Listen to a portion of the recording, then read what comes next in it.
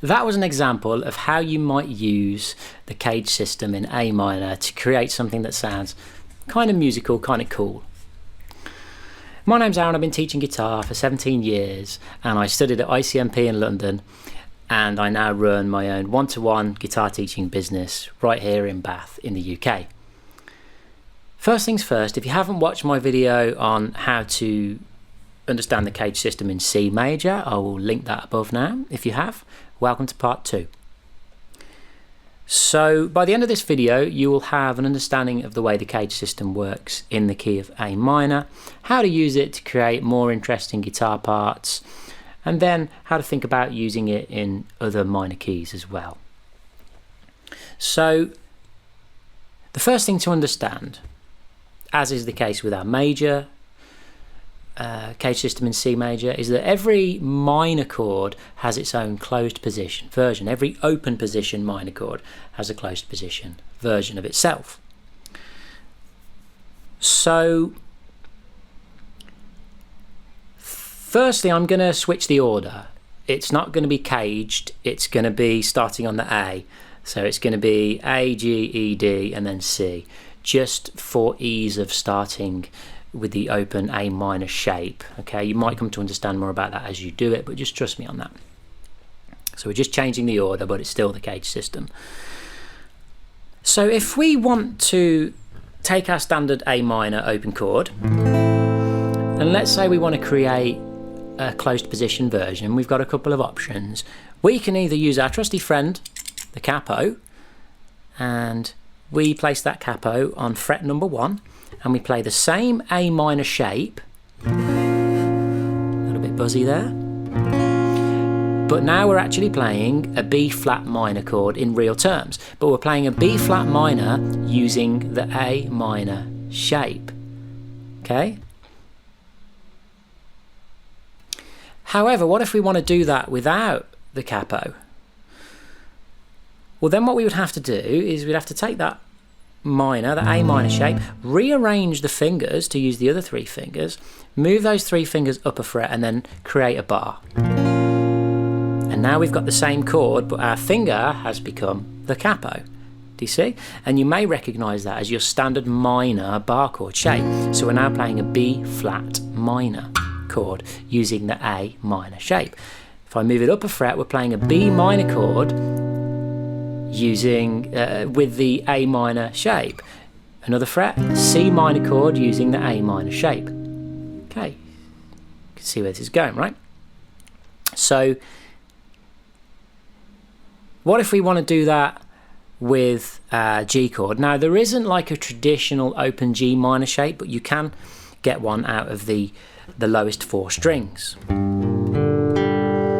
Okay, because of the way the guitar's tuned, we have a B string which isn't in the key, so getting that G minor chord fully open isn't really possible, but we can do it by playing the 3rd fret of the low E with the 3rd finger, the 1st fret of the A with the 1st finger, and then the open D and G strings. And that becomes essentially what is our open G minor chord. Now if I want to move all of that up, well, for a start, I'm still only going to play the bottom 4 strings, okay? But what I would do is I'd rearrange the fingers. Instead of using 1 and 3, I'm now going to use 2 and 4. And I'm going to move 2 and 4 up a fret, and I'm going to create a bar across the D and G strings. And I get that same. So now I've got an A flat minor chord using the G minor shape. An A flat minor chord using the G minor shape. I go up another fret, an A minor chord using the G minor shape, another fret, a B flat minor chord using the G minor shape, and so on and so forth. So we've done A, we've done G minor. What about E minor? Here's our standard E minor open chord that I'm sure everybody knows. All right. If you've been playing guitar more than a couple of months, you're bound to know that shape, I hope. And then we basically rearrange the fingers. So instead of using 1 and 2, we're going to use 3 and 4, and then we're going to move that up a fret and then create a bar, and that's giving us an F minor chord using the E minor shape. And then we go up another fret, it's an F sharp minor chord using the E minor shape. Up another fret, it's a G minor chord using the E minor shape, okay? And what about D minor? Again, we've got the D minor. Let's rearrange those fingers. Move it up a fret. First finger comes. Now we don't need to create a bar with this one because we've only got to cover one string because the low E and the A aren't involved in a D minor chord originally, so they're not involved in this version of the chord either. So that's now an E flat minor chord using the D minor shape. Up another fret, that's an E minor chord using the D minor shape. Up another fret, that's an F minor chord using the D minor shape, and so on and so forth, okay? And last of all, C minor. Now again, there's no traditional open C minor shape that's fully using all of the strings. You know, you have to do the same kind of thing that you did with the G minor shape because of the tuning of the guitar.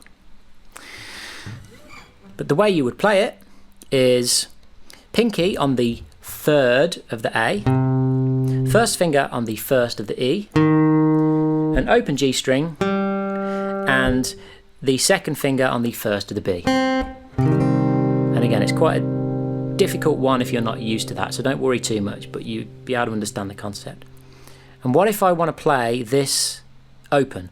Well, I'd have to rearrange the fingers, wouldn't I? So instead of using fingers 1, 2 and 4, I'm going to be actually using 2, 3 and 4.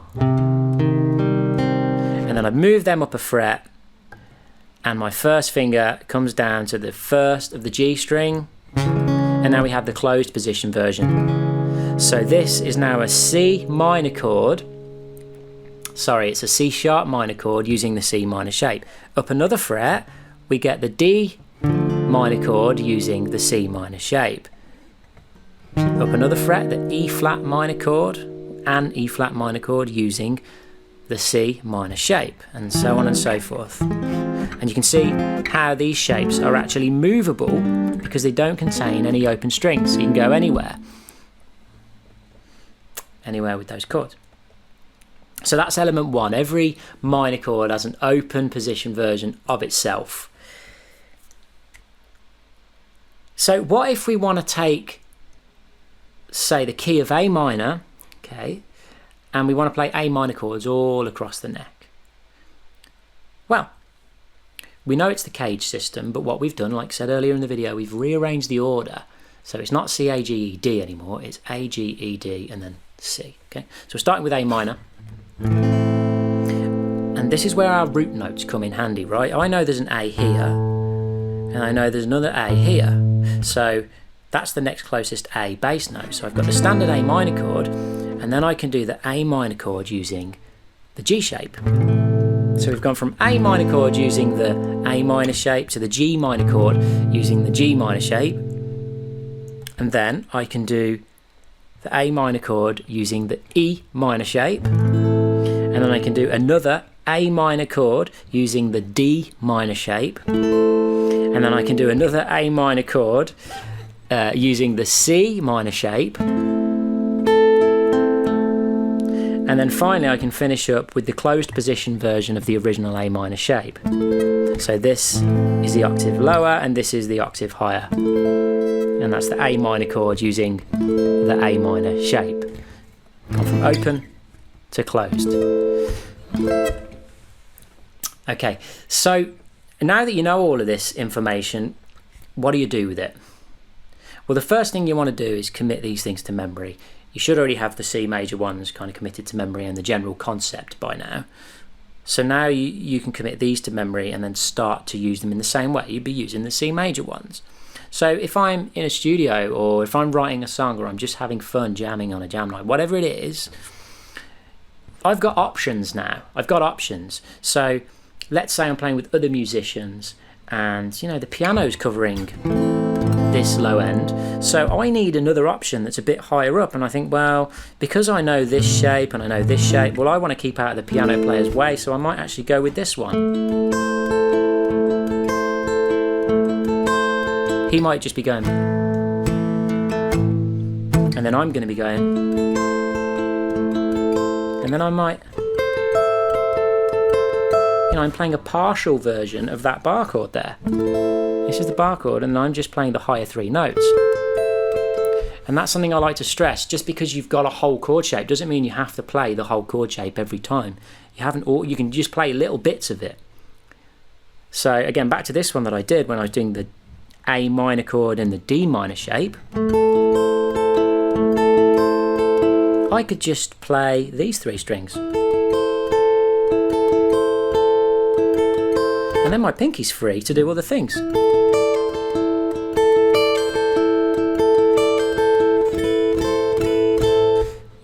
You experiment with these things and see what works. But again, the takeaway from that is you don't have to play the whole chord. And if you want to start doing this in other minor keys, well, you just have to pick the right starting point. So we've started on A minor, but maybe we start with an E minor chord, which means we're in the key of E minor. So our E minor shape's done, so C, A, G, E. So the next one's going to be the D minor shape, but in the key of E minor. Oopsie daisy, that was a major chord. Okay, so we've got this one, and then this one. So E, G, D, so D minor shape. And then we've got the C minor shape, which is going to be the next one here with an E minor. And then you're going to have the A minor shape. Okay, so you can do this in every key that you want to. And then we're getting back to the G minor shape here. And then at the top we'd have the closed position version of the E minor shape. Bit difficult on this acoustic because there isn't enough room, the body gets in the way. And that's how you might start moving it around in different keys. I understand that if you are an advanced beginner, then this is going to be quite a complex thing, the CAGED system, and that's why you're definitely better off having the diagrams to really study this stuff on a sheet of paper as you watch the video. It's going to be really, really helpful. But yeah, I hope that was helpful, and I will see you in the next video. Keep on strumming.